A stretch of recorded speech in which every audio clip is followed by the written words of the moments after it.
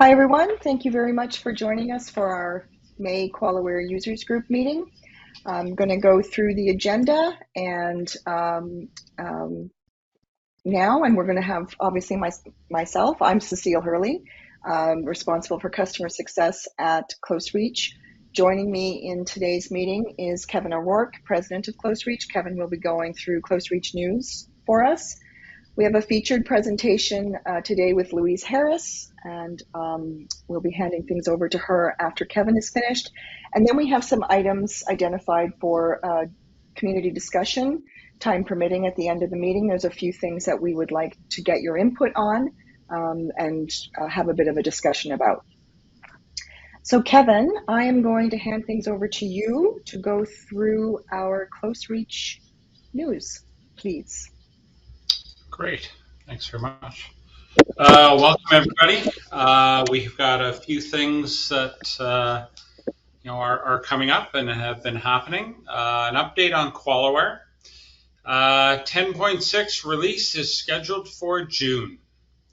So we have had conversations with QualiWare, and we understand by the end of the month that the 10.6 release will be out. And we will actually, at our June QualiWare user group meeting, we will be getting a demo from QualiWare of version 10.6. So that will be a feature release, so it will have have a lot in it, I believe. And Jacob will actually be visiting Canada just prior to that meeting, the week prior, on his way to something that they have going in the US. So he'll be in town on the 20th and 21st, and we'll be setting up some meetings with some specific departments that have requested a meeting, and others, where there's a lot of activity going on. So I'm looking forward to the end of the month, and our QualiWare user group meeting will still be the same time, the last Monday of the month. July 1st is on the Friday, so 4 days prior to that will be the user group meeting. We have a new senior enterprise architect joining CloseReach. His name is Andrew Stephen, and he starts with us very shortly. And he's worked at Innova Post in the past, and has a lot of experience in the UK as well prior to that. So very senior resource, and Andrew's already been working with us on a part-time basis at Global Affairs, and picking up everything there is to know about CloseReach and QualiWare. Some customer updates.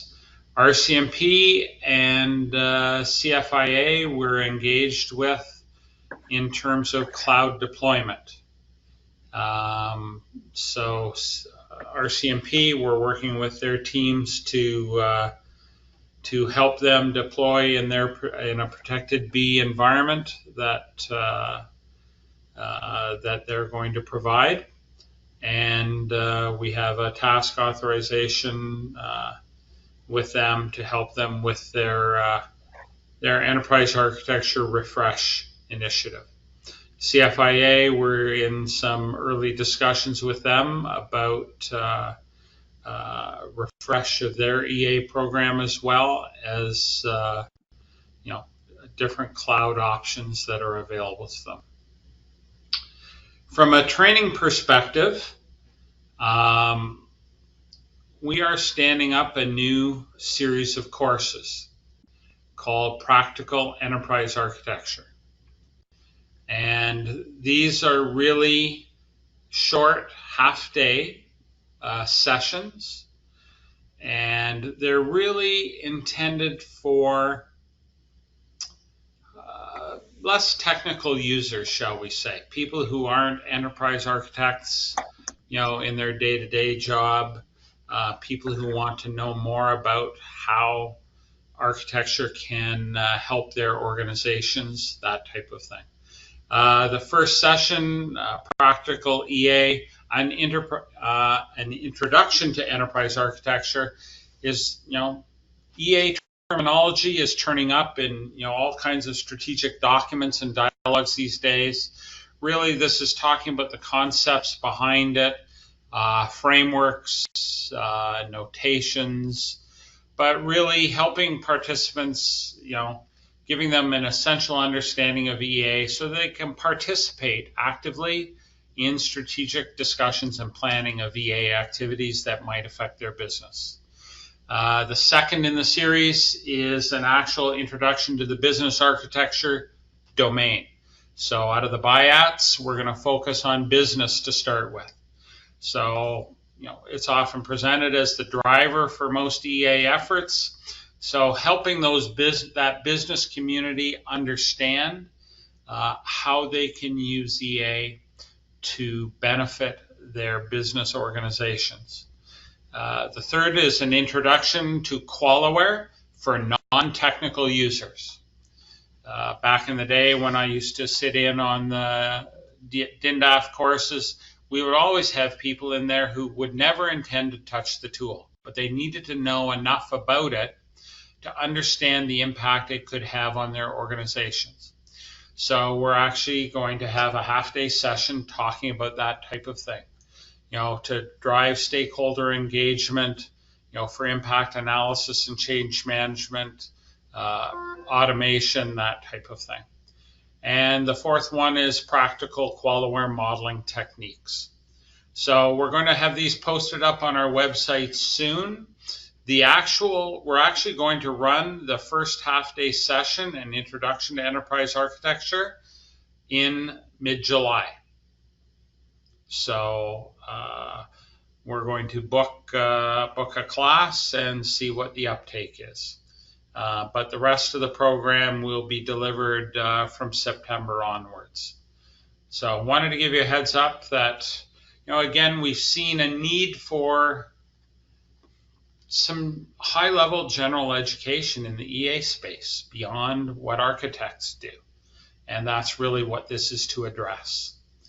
We have our QualiWare Basic General Open Registration course running June 15th. And we're going to, we hope, run a 3-day in-person BPMN course July 12th through 14th. So Dave Gray, who's taught it for us in the past, is willing to teach an in-person course. And so we're going to, that's currently up on our training calendar. So it will be addressing BPMN and some of the aspects of BPMN in QualiWare. But you do not need to know QualiWare to take this course. It's going to teach you the notation and the different aspects of it. The other bit of training news, Roger is going to teach his business architecture course when he's here in Ottawa in September. So that we're aiming for an in-person course as well. The dates, I don't have those dates and they're not on our calendar, but they will be soon. I think it's the middle 2 weeks, Kevin, if I remember correctly.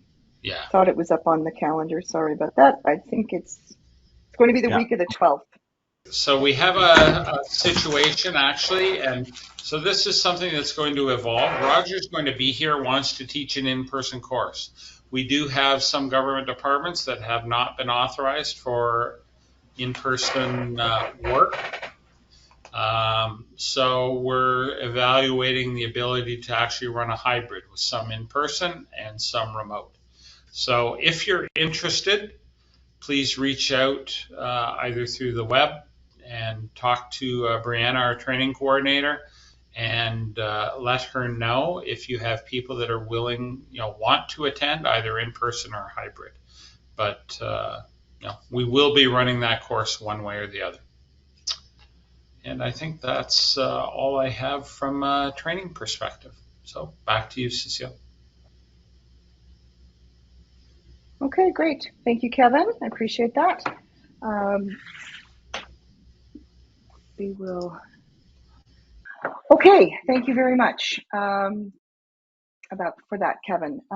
We have Louise Harris joining us today, and Louise is going to be presenting about Agile, digital transformation, and change management. Louise is the founder of the Change Design Institute and is an organizational change management expert and enterprise architect, and knows the QualiWare tool as well. Louise last joined us, I believe it was probably a year ago now, and gave us a presentation at one of our user group meetings. I believe it was March or April of last year. So she's graciously agreed to present to us again. There we go. Welcome, and thanks so much for having me back again to speak at the QualiWare user group. And I am watching the chat. So if you have any questions while I'm presenting, please put them in the chat. And if I can weave it into my presentation, I will. Otherwise, we'll get to those questions at the end. But I know it's handy when you have a question just to pop it in before you forget. So do that. I am watching the chat. All right. So my topic tonight, Agile, digital transformation, and change management, insights from neuroscience. So I'm going to talk about an example, a case study. It was actually part of my PhD research that was initially it was about digital transformation, but we didn't actually get to the digital part. We spent a lot of time on the transformation part, which was great. And I'm sure many of you have probably been part of digital transformations in the past. I know I certainly have. That really have been a lot of emphasis on the digital, and they ended up being digital installations, not transformations, which can cause a lot of challenges afterwards. So change management, why do we need to think about change management?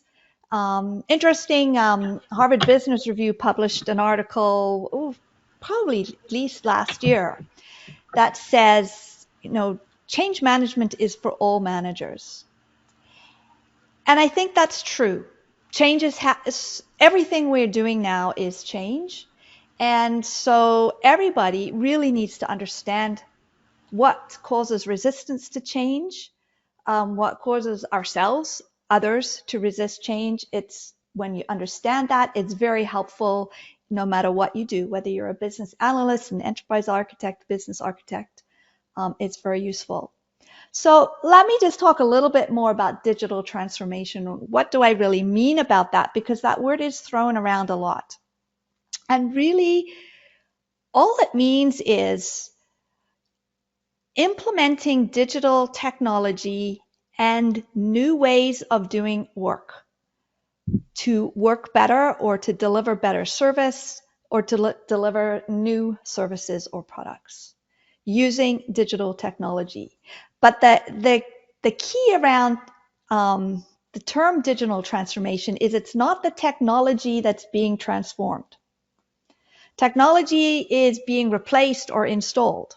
So if you're going from paper to digital, that is fresh 100% technology installation. What is being transformed is the way that we work, the way that we interact with each other, the way that we interact with the tools that we use, the way that we interact with our customers, our clients, etc. That is what is being transformed, the way that we make decisions. The way we make decisions is a big part of digital transformation because we now have a lot more data to use to make informed decisions, both operational decisions and strategic decisions. So that is what I mean by digital transformation, and it's actually not really new. It's been going on for quite a few decades. We just didn't call it that. So let me tell you, first of all, about the case study or the research project that I was involved in, and I'm going to refer to this and weave this throughout my presentation. So this particular one was the inpatient service for stroke rehab. So essentially, when people leave the acute care of stroke and they go to rehab, but they're still in a hospital, it's a rehab hospital, it's not an acute care hospital. Many people who have serious strokes will go into an inpatient rehabilitation for often 6 weeks to 3 months before they then move to outpatient. So this was the inpatient stroke rehab. So it's quite different than acute care. There are a lot of people involved, and it truly is a multidisciplinary service.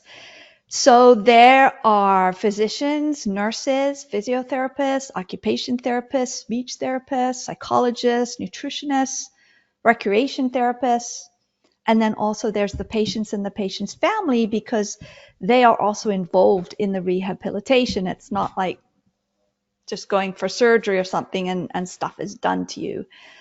Actually, patients and the family are involved in the rehabilitation.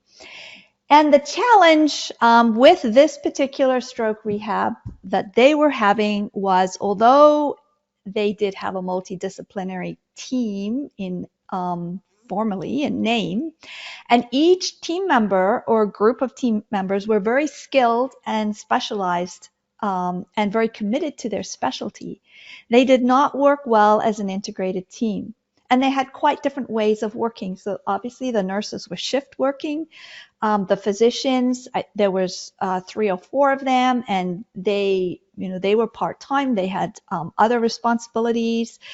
The physiotherapists and occupation therapists, they were a team, 2 teams of people. They worked 9 to 5, Monday to Friday. The speech therapists, the psychologists, the nutritionists also worked 9 to 5, as did the recreation therapists, Monday to Friday. So quite different work situations as well. And as you, I'm sure, can even imagine, even if you don't know a whole lot about healthcare, there's a lot of difference between, say, a psychologist and a speech therapist in terms of what they focus on and how they operate. So it was a real challenge, although they did operate as a team, and they would meet regularly as a team. They were not really a very cohesive team. It was a challenge, and they had friction, and they had communication challenges, and also they were still doing paper charting. So, because their hospital information system was very much designed for acute care, not for rehab care, which has a lot more note-taking and less monitoring of vital signs, etc. So they were still doing paper charting. So they were on their way to thinking about becoming digital, but they had a lot of challenges. And so they had a new manager came in, and in the midst of the research, a new director came in as well. What they really wanted to do, what the new manager really wanted to do, and the old director was part of this as well, is help them, empower them more as a team. There had been some other issues as well around changes that hadn't gone well. And so they wanted them to really lead the change and determine how they would change, what they would change first. But again, nobody really knew a whole lot about transformation. They had had a lot of negative situations, negative experiences in the last 5 years. They had tried to make a few changes. One had been successful and the rest had not. So lots of challenges.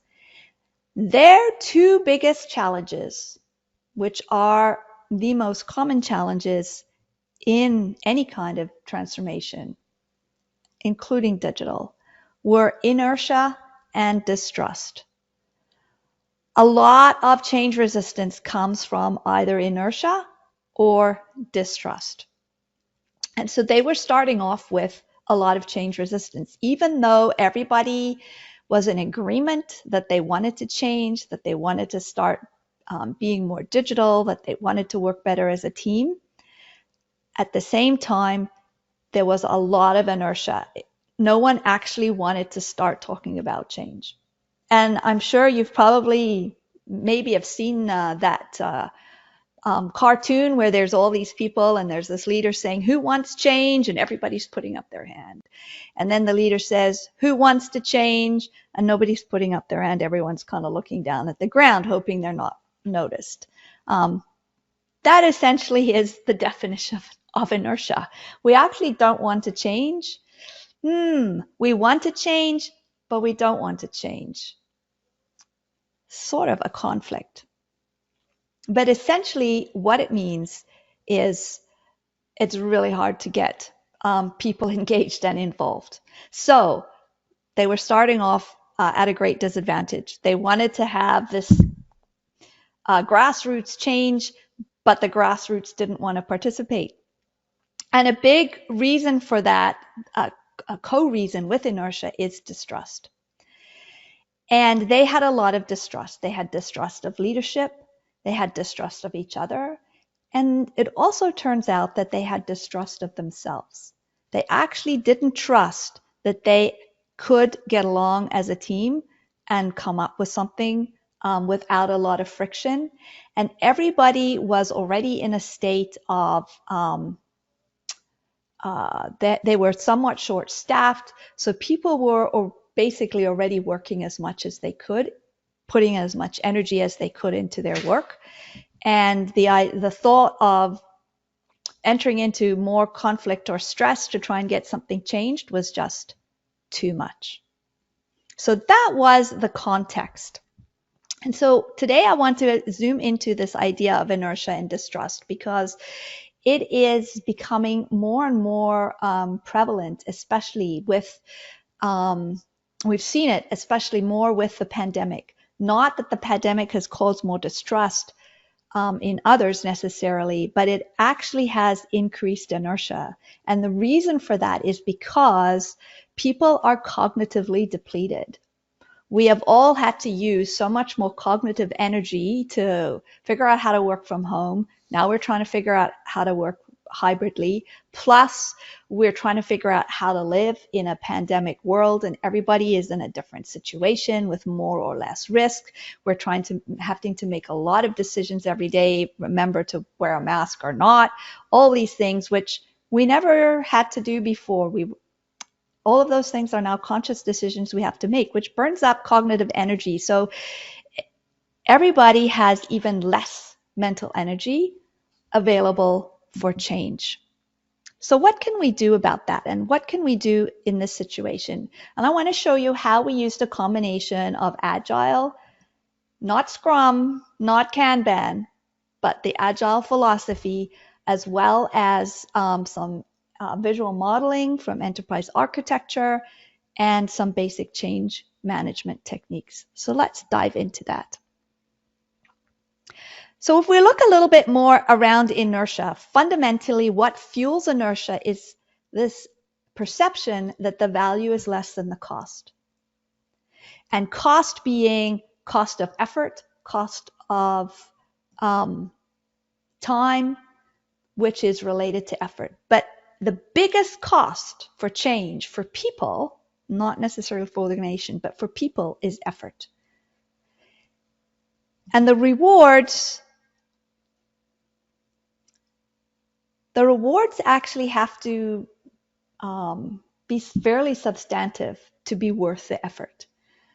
And we've all experienced this. How many of us have made New Year's resolutions to be more active or to eat more healthily or take up a new instrument, whatever, various things, and we don't actually end up doing it. It's because the reward often is in the future, the effort is right now, and we're not sure that really the reward is worth the effort. And then on top of that, we have this thing called all humans have, which is a present bias, which means what we're experiencing right now gets a lot more weight in our mind than the future. So what that means is the current effort is given a lot more weight in our minds than a future reward. And this is just a natural human condition, and we all think this way.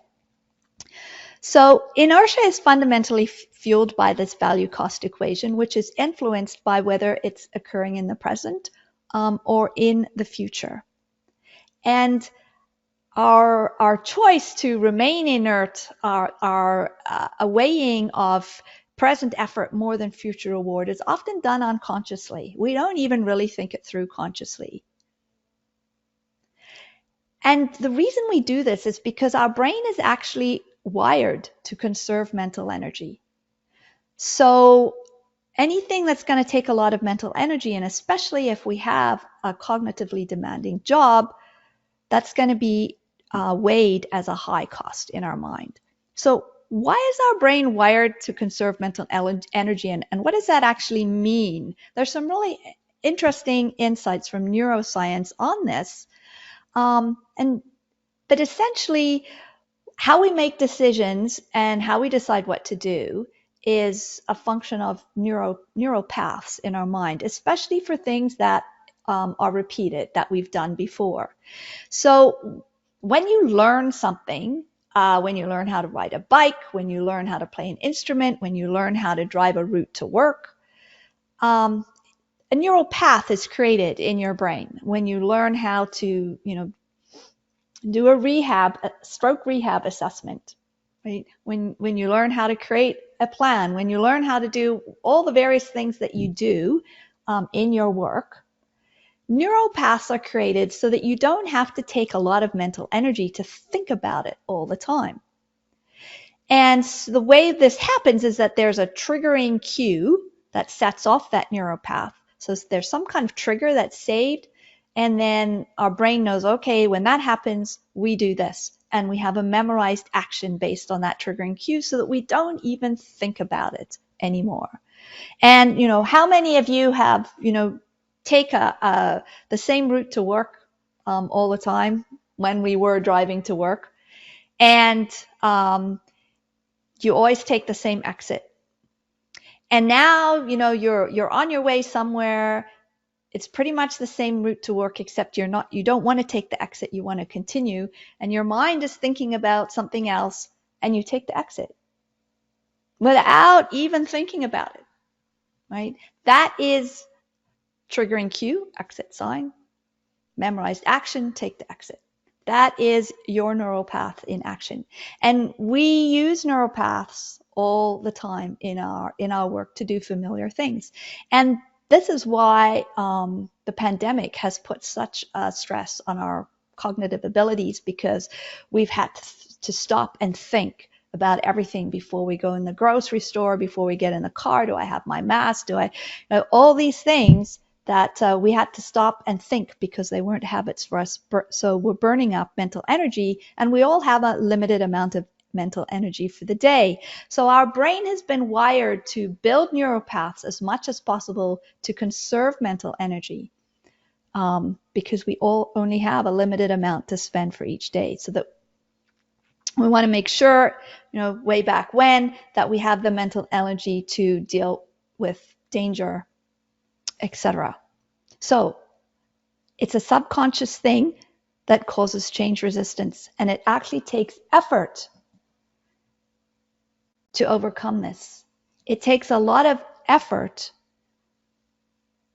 to change the action that's based on that triggering cue. Okay, it takes mental effort. No matter how much you want the change, it still takes mental effort. And so this was the situation for our team. They were short-staffed. They were all under a lot of mental stress in a way that they had highly cognitively demanding jobs to figure out. Every patient was different, to figure out the rehab plan for that patient, and they had failed before. So when they evaluated the reward cost in their minds, and many of them did this subconsciously even, it's going to take a lot of effort to even just participate in this change, let alone change what we do. Is that effort worth it? We failed before. What's our chance of failing this time? pretty high, that makes the effort even less worth it. Plus, I'm overworked and I just feel too tired to do this. And again, a lot of this is subconscious. Some people will think it through when they have time, but a lot of it is subconscious. So as people thought about the effort to change, the effort to overcome friction and conflict, they had tried to make changes before, it hadn't worked, they couldn't get on the same page. Nobody else wanted to make things worse for anybody. We all want change, but we actually aren't really convinced that the effort is worth it. And that is one of the most fundamental reasons behind change resistance. So what did we do? Well, there's really only two options. One is you decrease the effort, and the other is you increase the reward. Those are really your only two options. Trying to make people more motivated is a complete waste of time. Trying to do rah and whatever is a complete waste of time. Your only two options are to decrease the effort or increase the reward. And making as much of that present as possible. Definitely decreasing present effort. And is there any way to actually have some present near-term reward? So this is where Agile comes in. Agile in terms of its basic principles. So again, we didn't use Sprint and we didn't use Kanban, but we used a lot of the Agile principles. So one of the fundamental principles of Agile is frequent smaller steps over a longer duration. Starting people within the process earlier. So getting everybody included at the beginning of the process enables people to be involved for a longer duration without actually making the process longer. And multiple smaller steps, less effort. And so if we look at the four principles of Agile, one is to focus on individuals and interactions, getting people involved. Really involved, not just surveys or whatever, but actually getting people involved. Number two, working business benefits. So in other words, the software development Agile principle is, get working code. It's more important than documentation. But if you bring that up a level to, more than just software development, it's about working business benefits. We want to get working business benefits as soon as possible. That's going to start bringing the reward closer. And then we can combine the third and fourth Agile principles to really talk about evolving co-creation. One of the things that actually generates mental energy, as opposed to depletes it, is having a positive experience co-creating something with other people. So evolving co-creation, which Agile is actually really very much about that. That's the whole point of having your, in scrums, having your product owners involved. Bringing that up a level, having the people involved who are actually going to have to make the changes. So those are the Agile principles we want to use. If we look at this framework, the Change Action Framework, which is really a framework that represents the whole strategy to execution process. So framing the future, creating your strategy, deciding, what are we trying to achieve, what's going to change, plotting the path, designing, building, testing, planning how everyone's going to do it, getting people involved, and then reaping the rewards, operating, evaluating, and refining. And if we put an Agile view over this, we overlay all three of these stages. So they're not linear.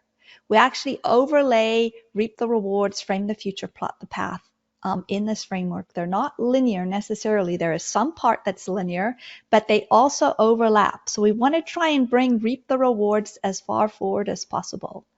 We want to try and mix frame the future and plot the path. And that's very much what Agile enables. You don't have to have it all completely figured out. You can actually learn and figure it out along the way. And that actually reduces a lot of cognitive load. When people, especially healthcare, but anybody who's in a fairly I guess, highly risky job where there's consequences of what they do. When people feel they have to get it all figured out before they start, that creates a lot more stress. Because often it's very difficult to do that, especially in the context of digital transformation, where you're going to actually completely change the way you do things and use completely different tools. There's actually no way for anybody to have it all figured out before they actually try it. It needs to be an iterative process that reduces cognitive load. So that is what that was the approach that we took to reduce the effort. So the second thing is, okay, so how can we increase the rewards? Well, what actually are rewards for people? And what are the near-term rewards that people can experience? And a lot of the reward that motivates change actually is intrinsic reward, not necessarily saving time or saving money or things that are way down in the future, but intrinsic reward, things that happen right now. So if we think about this team, some of the rewards that they could experience right away by participating, if we design it appropriately in the frame the future, is to feel heard and valued. There were a number of members of the group who did not feel heard and valued, especially the nurses. To give people strategic thinking skills. So how do we actually think strategically? How do we think about what is it we're trying to achieve, and then evaluate our ideas against what we're trying to achieve, as opposed to personally, or who's the most influential, etc. Can we actually start developing some skills? Empathy, communication, and collaboration skills. They all had these skills with their patients, but they didn't really have them working that great as a team. And if we could actually start building these skills and building their ability to work as a team right early on, and they can experience this and begin to feel as a better team, operate as a better team, that's a huge reward for them. And it gives them confidence that actually we could do this. And remember at the beginning, I said one of their big challenges was they didn't actually really believe, they didn't trust themselves as a team to be able to do this.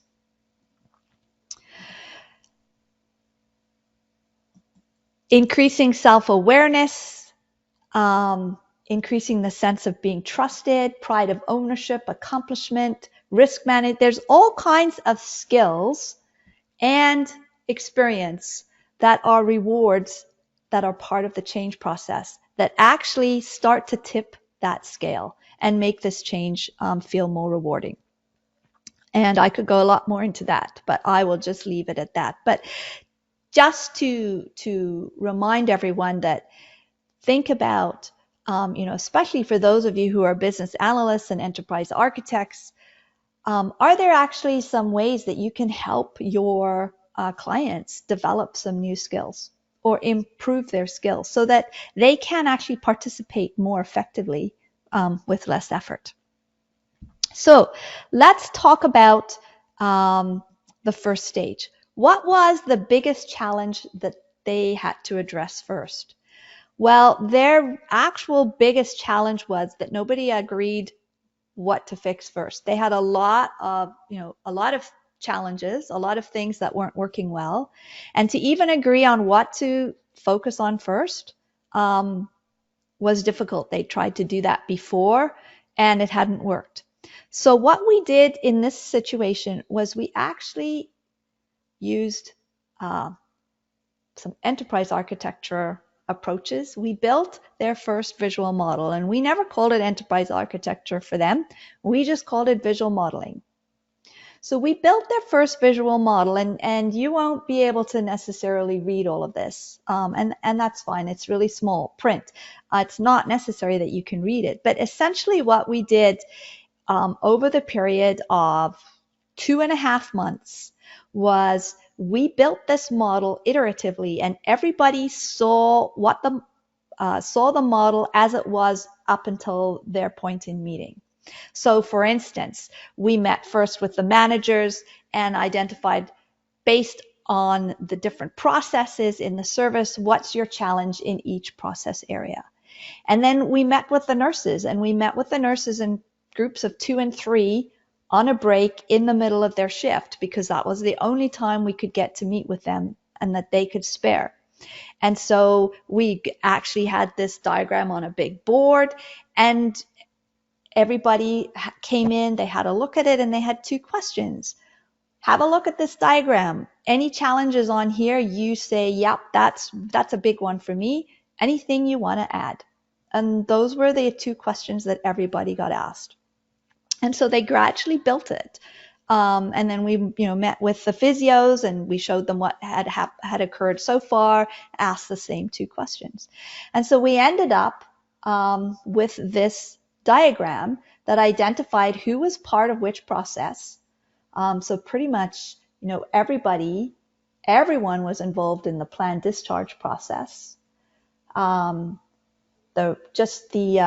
actual clinical people and the patients were involved in the care, but the admin team was involved as part of the assessment and the intake. So this diagram, in one diagram, shows who's involved in what process and what are the challenges that people experience in those different processes, and are there any challenges that cross all the processes. So you can see there's a couple of challenges, like staff can have difficulty to emotionally detach, that goes across 3 processes. Patients and family have unrealistic or misconstrued expectations, goes across all the processes. And then over on the right, we had, what are the key impacts to you? So if you're a nurse, what are the key impacts of these challenges to you? And so you can read across the line and see, that's extra conflict with patients and family, increased workload, frustration, wasted energy, decreased job satisfaction. So out of this one model, we have a really good sense of what all the challenges are. Everybody has a good sense, not only their own challenges, but other people's challenges, and even more so how those challenges impact others, which is what helped them decide what should they focus on first. And they decided, we need to focus on the challenge that assessments take too long. This is something that we all agree, it impacts all of us, and it impacts the patient. And they decided, let's pick something that impacts the patient the most first, as well as something that impacts all of us. And so that's what they picked. Assessments take too long. So we still are, everybody's still really focused on themselves, and we're not the greatest team yet, but they have reached an agreement. Big step forward. They've reached an agreement. So the next step is to say, so what exactly does a better assessment mean to each discipline? It's too big of a step to say, what does a better assessment mean to the team? That step is too large. All right. We want to take it in small steps. So what does a better assessment mean to each discipline? And so again, we used did this in a visual modeling tool, and you could easily do this in QualiWare. And we had a look. For each discipline, they came up with this map of what does it mean to them. And so when we looked at, particularly from the assess process point of view, what would a better assessment mean? Each discipline drafted their own view. Then each discipline presented their view to the others. And this is an amazing side benefit of using visual models, enterprise architecture, is that as people presented their view, they referred to their diagram, as opposed to saying, well, I feel this and this happens to me, and this is what we wish you would do different. All the things that they had trouble saying before that were too personal, and they didn't want to offend people. But now they had this diagram, they could explain, well, on this diagram, we came up with this, and this is what we want to present. It depersonalized it, and it actually enabled them to share and listen in a way that they never had before. to understand. There was some significant understanding that occurred as they listened to other people explain their diagram, because everyone was looking at the diagram, not looking at so much at each other, and so defenses were down. They discussed their differences in ideal experience. No one had ever shared really what their ideal experience was before. And so this enabled that conversation. So what are we doing here? We're building team. We're building a mechanism for them to be able to talk as a team. And they ended up reaching consent. What outcomes will we achieve and what will we change? So now we've talked about everybody's individual view. We've got that little step, and everybody has understood everyone else, which no one had that understanding before. So now everyone actually has a much bigger, clearer picture of the challenge, the impacts of the challenge, and also what people's ideal experience is. So they're able to talk about now what are the outcomes we want to achieve, and then what will we change? And so again, we did another visual model, which we built over time, and we started with the outcomes. And we started initially with the direct outcomes for each, again, taking small steps, the direct outcomes for each stakeholder. So, what's going to be better for the nurses? What's going to be better for the occupational therapist? That's essentially what direct outcomes are. What's going to be better, right? So you can see that many of them, if you were able to read this, I was very small. Many of them said, well, it's going to be actually less time to do the assessment if we have a common assessment, because a lot of us do the part of the same assessment over and over. So for everyone, it's going to be less time to do the assessment. That was kind of their initial thought. And so they said, well, let's make that as a team outcome, less time to do the assessment. And then the nurses piped up and said, well, in actual fact, we have a very streamlined assessment already, and what we assess, no one else does. So it's not going to be less time for us. So fine, all right. So we're not going to put it in team outcomes. We're going to leave it in direct outcomes. Less time to do the assessment. In actual fact, the physicians don't do an assessment, so it's not meaningful for them. And the recreation therapists don't do an assessment either, but they felt they might actually be able to be involved now. So that turned out to be a good conversation. So we've got an idea now of what's going to be the benefit for everyone, and everyone can understand that for everyone. It's really easy to see, and everyone is feeling heard because their benefit is there and documented. Well, now we were able to talk about team outcomes. What's going to be the benefit for the team? And what was interesting about this was as they talked about outcomes, and I'm just going to explode up those outcomes a little bit. As they talked about those team outcomes, those outcomes actually became the reference for the reference point for the scope of the change. So one of their outcomes was we will have a common language and everybody's going to use the FIM, which is the functional independence measure. We're all going to use it. They agreed. At this point, some of them were using it, some of them weren't. They all were using their own discipline's assessment language. And so by agreeing that this will be a team outcome, they are actually all committing to changing their own way of working, changing their own behavior. Nobody has told them, the manager hasn't come down and told them, you're all going to use a common language now, and, two people are going to go away and we'll come up with the common language, which is what had happened before and hadn't worked. It's actually now an actual team agreement, which means the team owns it, everyone owns it, and they'll be committed to make it happen. This one at the end, stronger team cohesiveness. Everyone wanted that, and they are now believing that they can achieve that because they have started to experience achieving it through using these small steps, focusing on themselves first, then coming as a team, focus on themselves, coming as a team, and building one combined model, building some of their little own models, and then building one big combined model. It is now theirs. It is documented. People can see what they have said. It's very easy for people to see that, This is what I said. This is what I said would be a direct outcome. This is, yep, I'm participating in this process. I don't participate in that process. It's very clear. Everyone can see it at a glance. Nobody has to read through multiple pages of reports. Here's the scope of our change.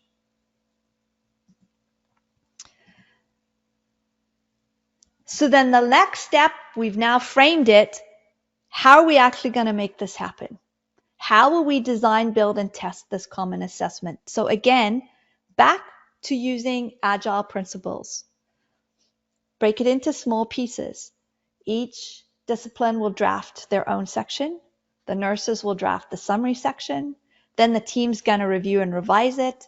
And then we're going to actually use it for 5 patients. We're going to create an MVP. Right? We will create an MVP and we will use it for 5 patients, which will take, I think, about 4 weeks.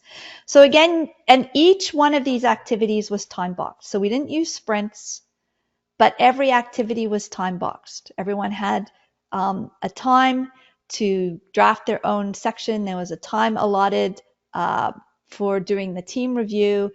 They were going to use the draft for 5 patients, which would probably be over about 3 weeks.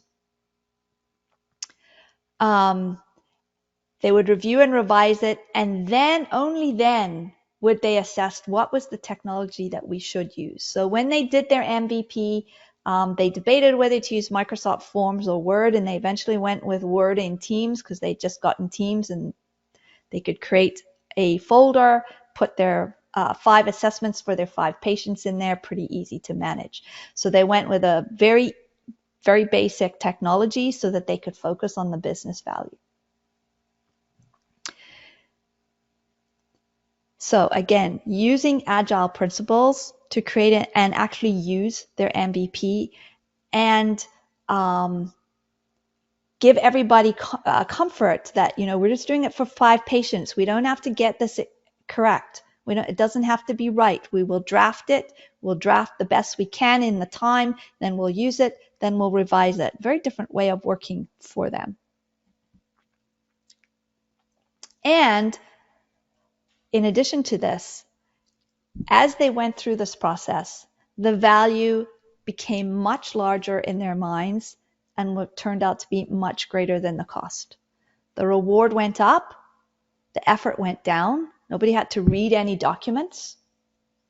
It was all done through visual modeling in small steps. No, day-long workshops or anything like that. In as little as 10-minute meetings sometimes, within regular team meetings, within breaks and shifts. Small frequent activities, so very much Agile, structured visual models, so not pretty pictures, structured models, following a notation, on the basic principles of enterprise architecture, time-boxed outputs,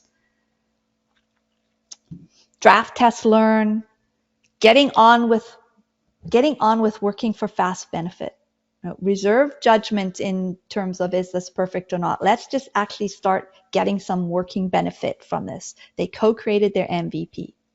And so they reaped a lot of rewards during the change process, which is what started bringing up that scale. So again, you don't have to bring up the scale at the beginning necessarily. That scale of rewards will shift through the process. So the effort starts getting less, the weight of the effort starts getting less, the weight of the reward starts getting more, and that's just a rolling ball of commitment. So they ended up less effort, more reward.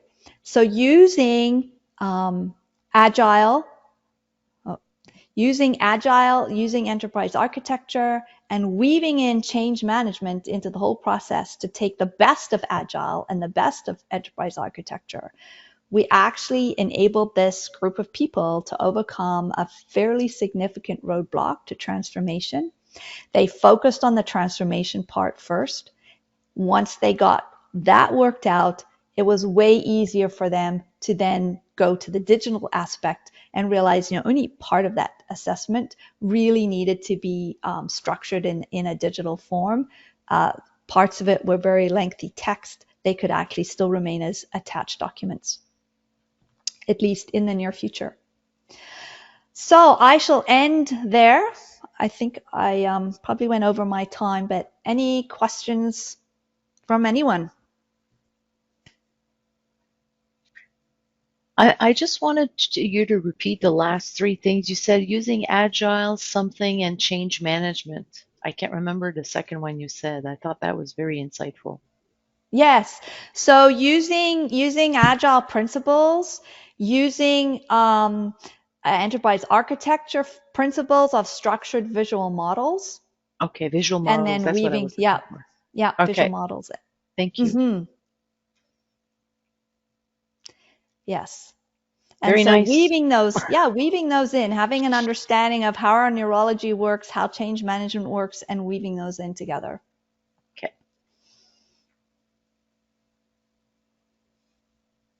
Thank you. Anybody else have any questions? Any thoughts?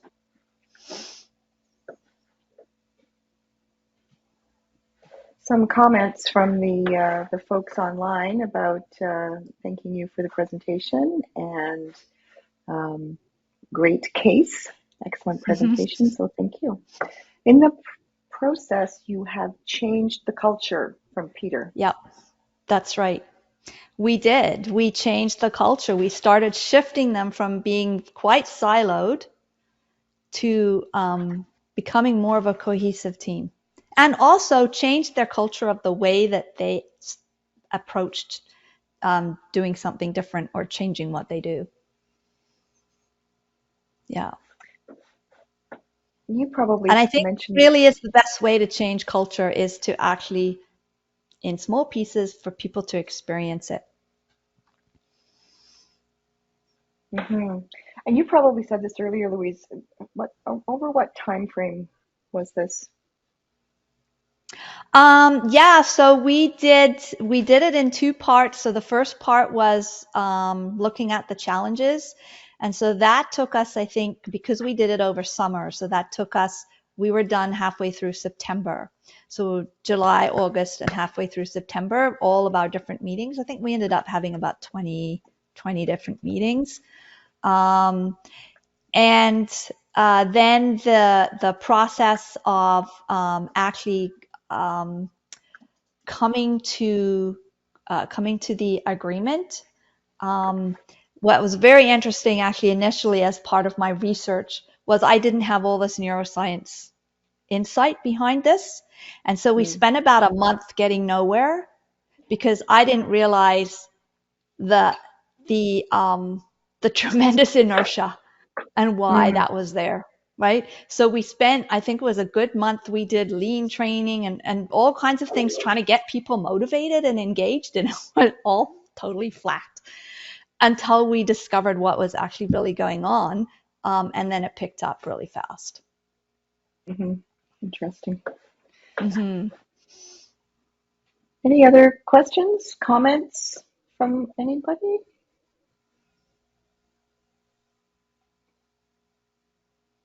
Have you ever used appreciative inquiry? I'd have to say, Michael, probably not strictly. So could you either you or Mike either explain what that is for those of us who might not know? Yeah. So can I go on? Go ahead, Michael. I wasn't sure if I had the right to open my microphone. So anyway, when you were going through that the whole presentation, Louise, it looked like you were starting with small groups, getting cohesion, bringing them now those small cohesive groups together into larger groups, getting their cohesion, until finally everybody was at the same place and they were going in the same direction.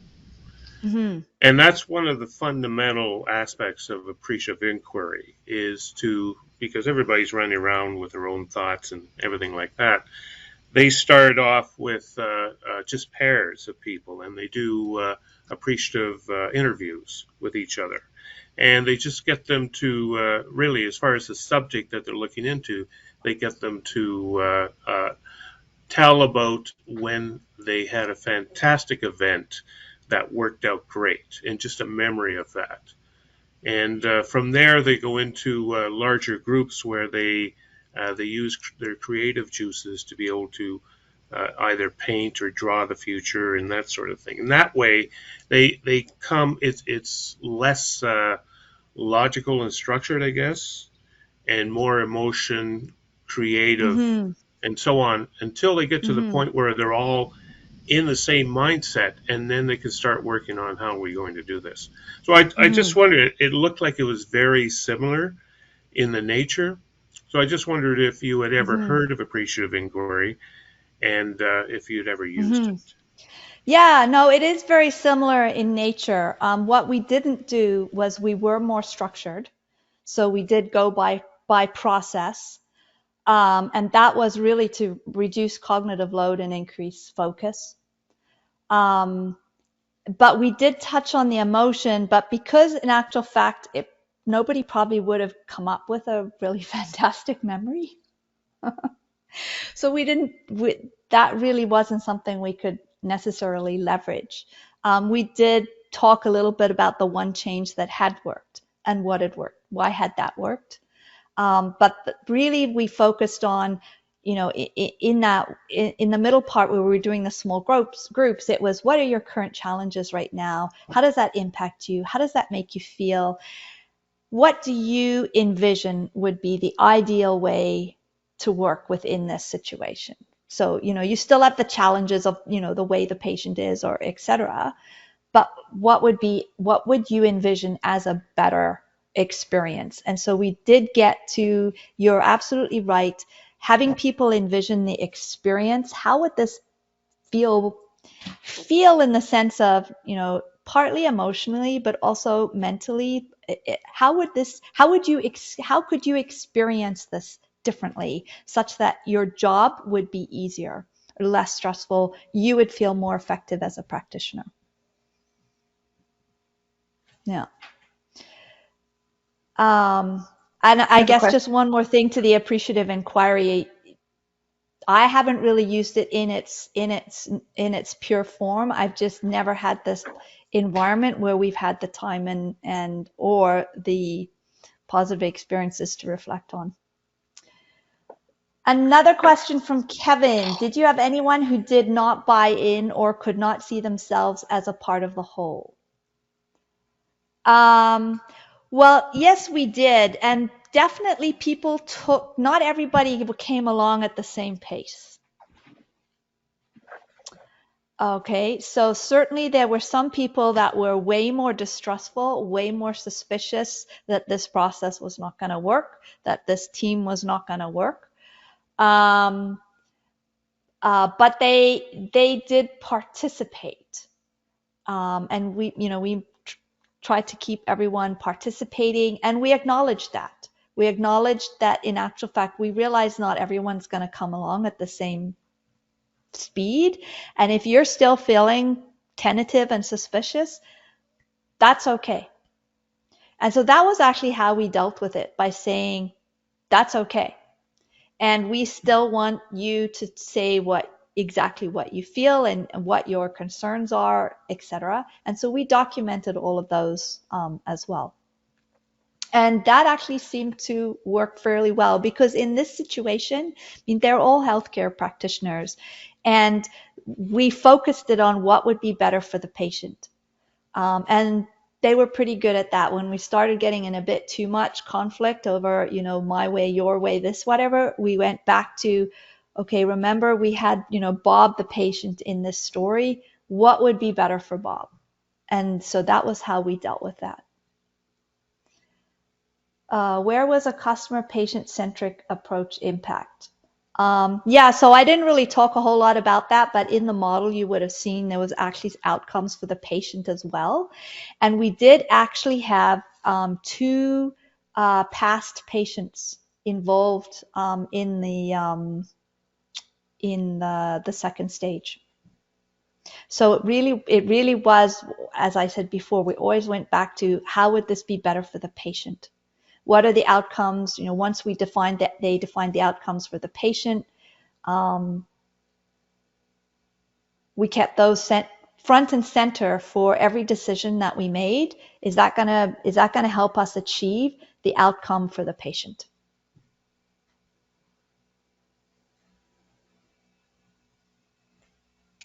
Okay. Thank you, Louise. I think that is everybody. I just wanted to All know, right. how long Oh, did it take you for the whole thing to complete? For the whole thing to complete. Yeah. Or is Um, it ever, it's probably not completed. Maybe there's still continuous improvement well, going on, I would absolutely. I assume. mean, this was just the very first thing, right? Was the Mm-hmm. assessment. Okay. And so, yeah, so I mean, they had quite a lot of other things. Their next big thing they had to do was the actual rehab plan, which was a much bigger job actually than the assessment. So yes, And they're how still long? working on it. They're still working on it. It's going to That's take them good. quite a few years. It's going to take them quite a few years. But how long has the assessment took you to do? Because it's a lot of work still, like to do all the stakeholder analysis and figuring out all the outcomes that you want to, like the whole, it's pretty intense. So I would say at least 3 months it took you. Yeah. Yeah, it did. It took us 3 months. Hmm. Once we got over our initial trying all these different things that weren't working, which took Yeah. us about 4 to 6 weeks. Yeah, Okay. it took us 3 months after that. Well, Louise, I really enjoyed your thank chat you. today because I'm reading up on the new Agile in TOGAF. There's a whole paper on it, and I was reading that before this meeting. So it's just perfect timing, and I hope that we're going to cross path one of these days because it's very a big passion for me, and it's nice to see people like you doing this fantastic work. So thank you so much. Appreciate it. Thank you, Carol. Thank Thank you you. very much. Thank you. You said it better than I could, so thank you, Louise. Much Well, and we appreciated. can arrange a course for Louise to deliver an organizational change course.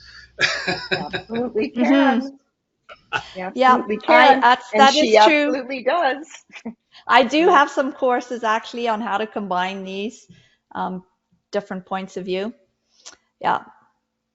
And that actually is a very good point, Kevin. Thank you. If Louise does have some things up on her website, the Change Design Institute, but also CloseReach does offer Louise's courses and services through our company. So if you're interested at all, please do feel free to reach out to me and I can get you some more information. So thank you very much, Louise, for your time. I really appreciate it. This Thank was you. very interesting, very informative. Louise actually has been working with us at CRA, helping them with their organizational change initiatives around EA, and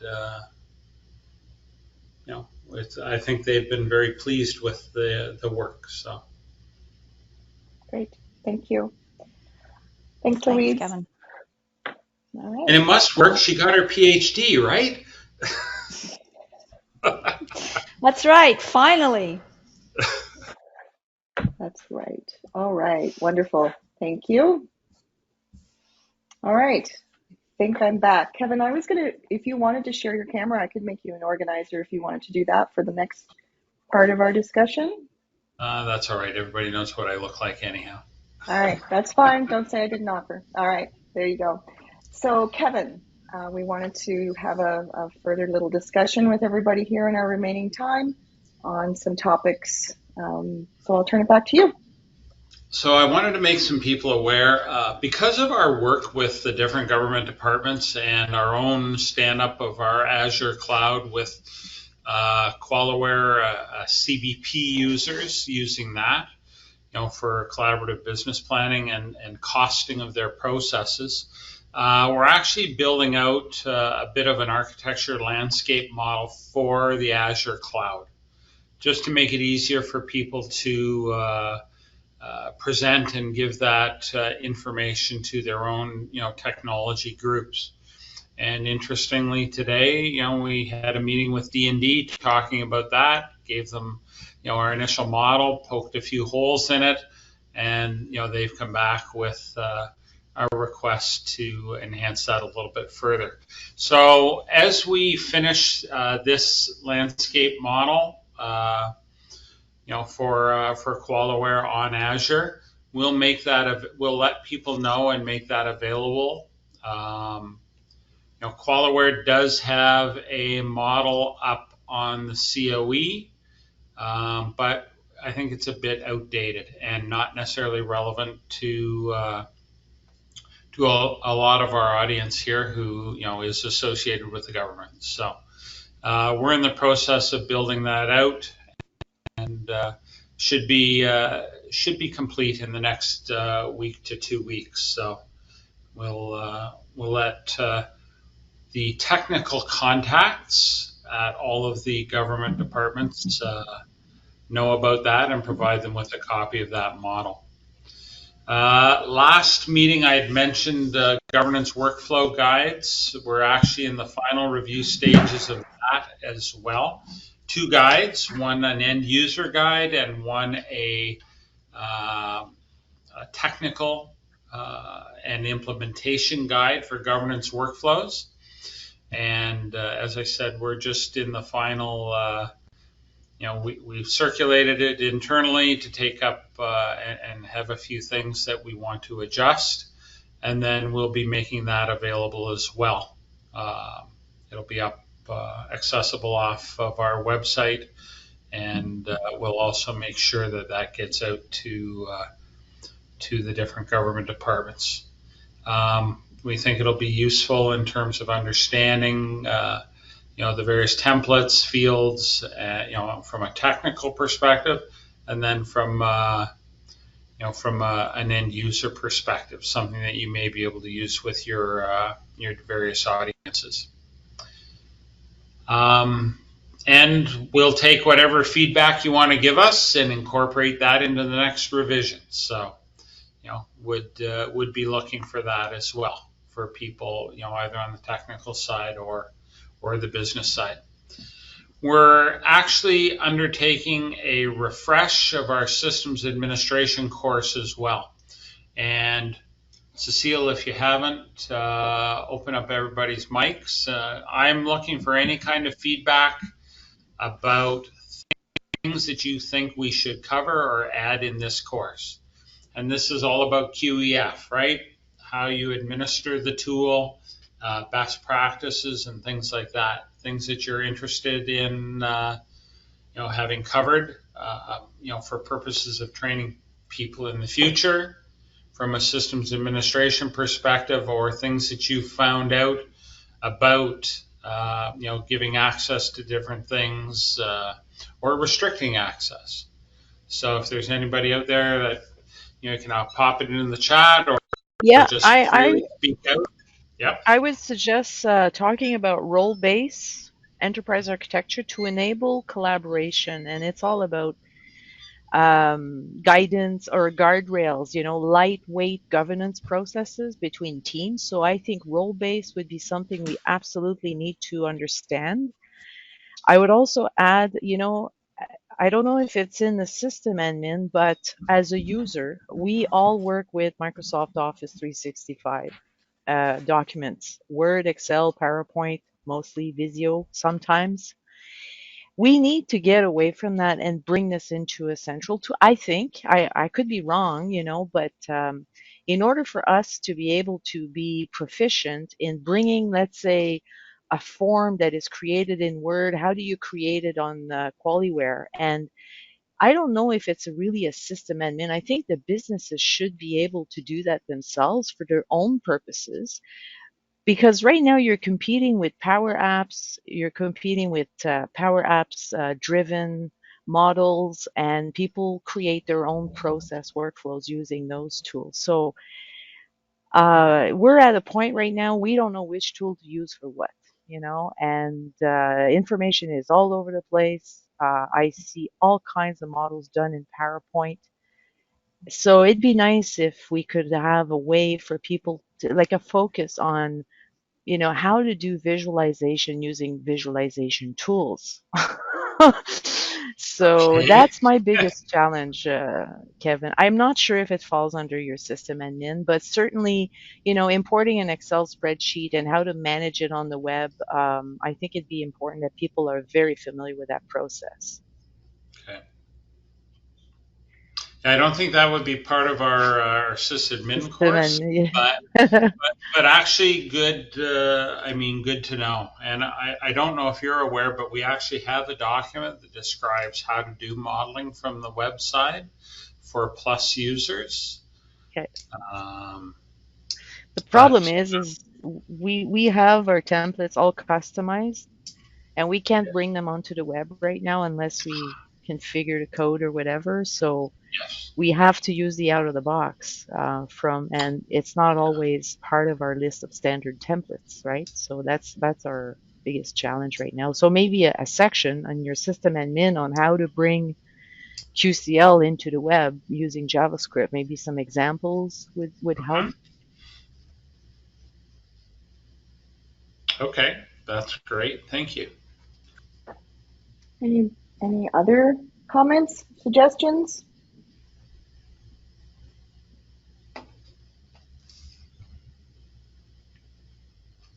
Please let it be someone else.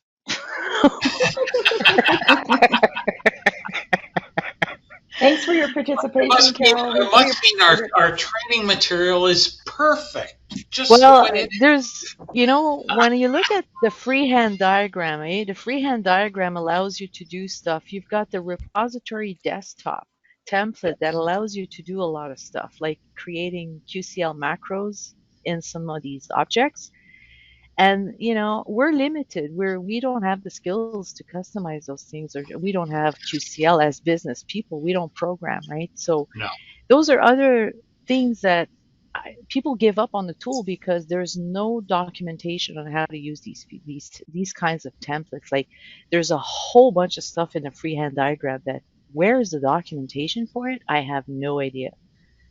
So we had consultants who came by and gave us some tips and tricks and did some stuff that we've learned about, but that's about it. So leveraging the tool to its maximum value, I think, is a big need Mhm. for the user community. You need a user manual, not just a system admin. And Yep. feel free to poke at me, if you ever decide to do a user manual, I'd be willing to give you some content heads up or whatever. And that's really what we're doing. We're building out these series of different user guides to help people, to Hmm. supplement the documentation QualiWare is providing through the COE. Yeah. And it is increasing. If you've, the QualiTube channel that they have there, our own video channel, YouTube channel, but also these other documents, again, that were, whether it's the architecture landscape model that I talked about before, which is specific to GC and Azure, or Hmm. these, user and technical guides for governance workflow and others. So, Okay. um, Yeah, it's getting there, eh? It's got a lot of good stuff on your YouTube channel for sure. it's a big tool, right? So that's the Hmm. tough part is covering all of Oh the yeah. various use cases. James, I saw your note there. Part of sysadmin being able to read the access logs, options to configure, things like that. Thanks very much. Maybe a little bit more meat on the social behavior warehouse as well would be nice. Okay. Um, get expanding beyond the out of the box. How do you measure your adoption? Like example, what are the top template? Well, I guess you've already have that, but in terms of features of the tool, like presentation is one of them, updating Excel spreadsheets on the web, the types of features that you could say, okay, what are my users doing in QualiWare? What are the features that they tried that failed or that they tried with success? So those types of social behavior warehouse reports would be very useful for user adoption. Okay. Good. Thank you. Yeah, there are a fair number of charts there and predefined queries, but a lot of the social behavior warehouse, yeah, I mean, you may look at building custom queries using QSQL to drive out some specific things about your environment. But Yeah, so okay, maybe I've a little blur on that because I wasn't aware that you needed to use a specific type of query. So that would be something useful, I think. And okay, it's really for the program, the supporting QualiWare. I think it's important info that they know about. okay, great, thank you.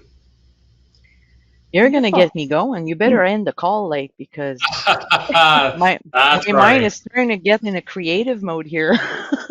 There you go. I Well, switched this is slides. part.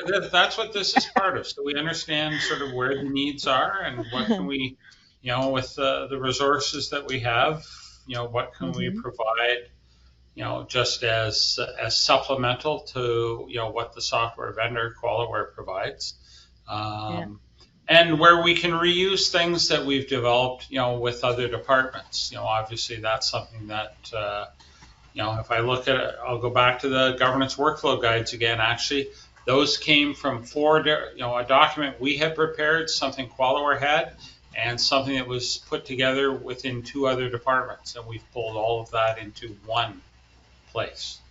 So, like I'll give you an example. Okay, I work on all kinds of projects, and there's a whole bunch of different stakeholders at each time.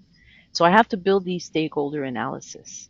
And it'd mhm. be nice if I could, as a business user, if I could create my own roles for each of my projects so that we could use the governance workflow all together. And I'm really trying to increase the collaboration because I think QualiWare, a lot of people are using it in silos, like enterprise architecture shops solely, but I think it's got a lot of potential. If you bring in governance workflow, you're bringing your CMDB, your change management people, your EPMO people, and you start bringing the business in there.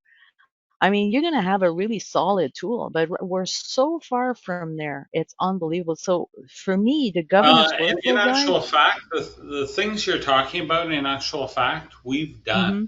with Yeah, our you've done, but our we haven't. compliance our compliance Yeah. management accelerator. We actually Uh-huh. defined 8 specific roles, Okay. around that business activity of Okay. quality management and compliance. All Those right. But I'm roles are talking about custom. generic Yeah. roles that could apply to any group, Hmm. and some very, very detailed governance workflows that are accessible from those roles to manage the day-to-day operations, the day-to-day work that they're doing. Yeah. Um, but it does take it. It does take a lot of. It took us a while to figure out what are the right roles that we want to propagate within our organization, and that's Hmm. not an easy thing to do. Yeah, it's not. To eliminate those silos. And Hmm. but no, I Yeah. understand where you're going with that. But it's just to allow us to create those roles on the fly at the business level, not at the administrator level. I think there's a lot of things that the business could do with this tool that they're not. Hmm. And that's why we don't have a lot of adoption for it because it's people go in there, they get lost within. That's exactly what we did with our compliance management accelerator. Like, there's a quality manager role. That is a business role. It has nothing to do with EA.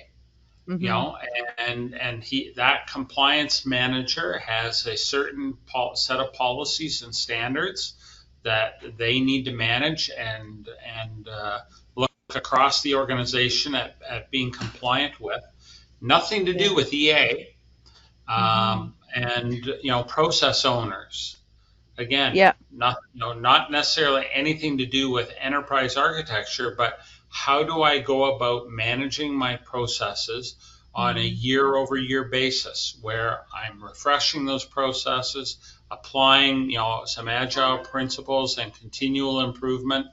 But you know, So it's I'm sorry to ask you again, but the compliance accelerator, is this an add-on you have to buy or is something no, already it's available not. out? In, This is something that CloseReach has developed Okay. that has these predefined, so a set of best practices workflows and predefined governance. Hmm. Uh, so there's process workflows, there's governance workflows, there's predefined roles, a set of predefined reports and queries and views so that it can be implemented and really very little customization. So we Mostly, would need to buy this, right? We would need to no, engage. No, it's part of 10.5 or no, it's a close reach add-on, okay. and we will provide it to government departments. There is a couple, there's a few hours of consulting, that So will there are require fees, that. right? The bottom Sorry, line is we need the bottom line is there are fees to this. there's a couple of days of discussion Okay. with you so that you understand the capabilities of it, Okay. Sounds good. but there is no software cost to it, and we're going to continue developing that. Right now it addresses, we specifically addressed 9001 as a quality standard, Uh-huh. but the things that we've put in place in terms of governance workflow and the risk management would be applicable in any compliance situation. We're building it So out for 27001, which is the IT security standard, and also occupational health and safety, 45,001. Those are our next two targets. okay, so that's good, but I'm confused. You're saying we're giving it away, but you need to have 3, 4 days of consulting to know your organization. So therefore, we need to buy consulting fees or to do like Well, a again, TA of some sort, right? That's the only question I have here because, as yeah, you know, our budgets are so tight. yeah. We don't spend money in training. We don't spend money on addition of software right now. So I don't want to come to the team to say, hey, we can get this from the tool without knowing if it involves any costs or not, right? So It I've sounds like a very good solution that you have. Like it has all the components together, and it sounds like there's been a lot of work, but I don't think it's free. the software configurations and the export file that we give you, there is no cost associated with that. But as with Okay. any tool, frankly, when we sell QualiWare, we do not recommend that people take that tool without some degree of training. It's Mm-hmm. just too much to Oh, absorb. yeah. So with our compliance management accelerator, we're going to require a couple of days of consulting so that we can Okay. explain the roles and how things are configured. And then it's yours to do with what you please. And Okay. you can take on the new additions as we build them out or not. But Got it. we're not charging for the software. There is some configuration and training that is required so that you understand what the roles are configured as and the special things that we've done on some of the governance workflows. Got it. Thank you, Kevin. Wonderful. Kevin, there was a comment from Brenda about updating the advanced user concepts in the advanced QualiWare course.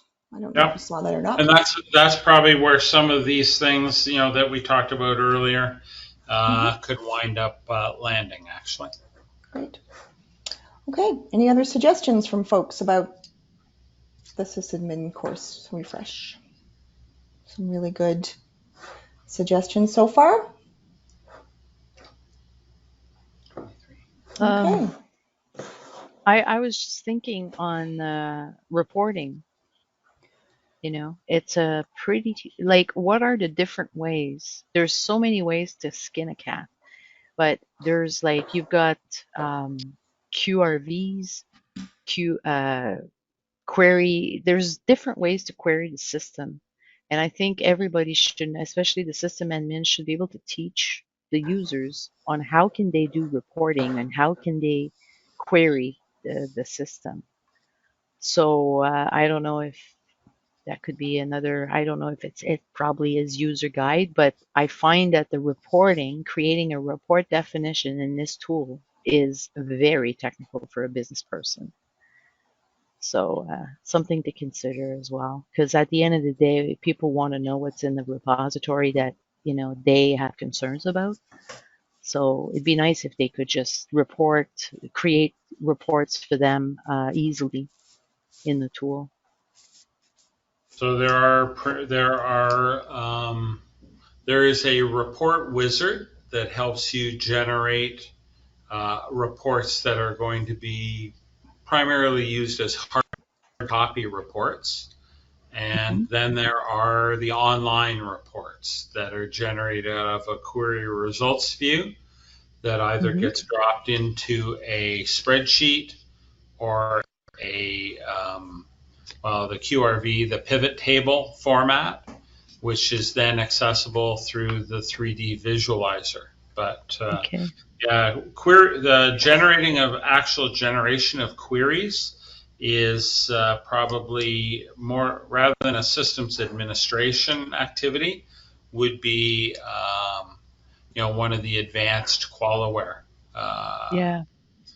Okay. topics. Yeah, exactly. All right. Sounds good.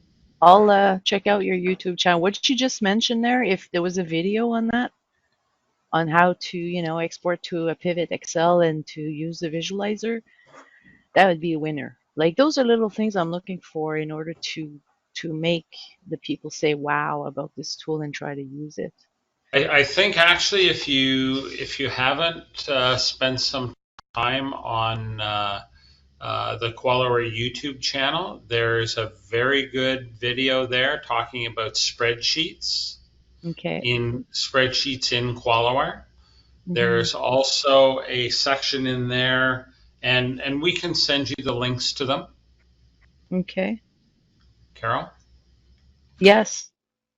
So yeah, we can send you those links to those specific things, areas of interest. Okay. I'll reach out to Cecile on that. It's just because we can't access your channel on the government employee laptops. I have to use it my personal computer. That's why I don't go there a lot. Once in a while. Yeah. There's more and more information up there actually. And, okay. Sounds good. Now I'm going to go. It's access is something that we can't correct. So. Yeah, of course. Well, both the CloseReach YouTube channel and Carol, the QualiWare Center of Excellence, they have videos now up on the Center of Excellence that are quite good. Yeah, Center of Excellence we're able to access, but the YouTube but they actually blocked. have videos now on, like they call it QualiTube. So I don't know if that's the same kind of issue for you or not, but they've got a section now when you first go to the Center of Excellence. There's a little section called QualiTube. Yes, I saw that. Videos. Yep. Is that the same as what you have on your YouTube channel, or is there more on the YouTube channel? There's more on ours. We have our own separate YouTube channel where we post all of the recordings from the user group meetings and other specific topics. But QualiWare also has their own as part of their Center of Excellence. Okay. Got it. Now I understand. Perfect. Sorry, it's getting late. That's all right. No worries. Thank you very much. On that note, everybody, Kevin, anything else on this topic, or should I move on? No, I'm good. Thank you. Okay, great. Thank you very much. That's some good feedback. Appreciate that. Yep, that's wonderful. Thank you. So thanks very much, everybody, for attending our session. And just wanted to let you know, in the June meeting, as Kevin referenced earlier, we will be having Jacob or someone from QualiWare attending the June user group meeting to talk to us about the release coming out 10.6. But I wanted to give you a sneak peek about our September user group meeting. After the June meeting, we will be taking a summer break, so there won't be a July and August meeting. In September, at the moment, what we've got lined up for you are some customer updates. So we'll have someone from D&D, from DEA, to present, shared services, and ESDC to give us some updates on what they've been working on with their QualiWare installations. And we also expect to have a protected B update available from QualiWare. That's regarding the My QualiWare hosting or QualiCloud hosting. So they'll have some news for us by then on where that sits. So thanks very much, everybody. Really appreciate it. I think that's everything for today, and we will see you all again at the end of June.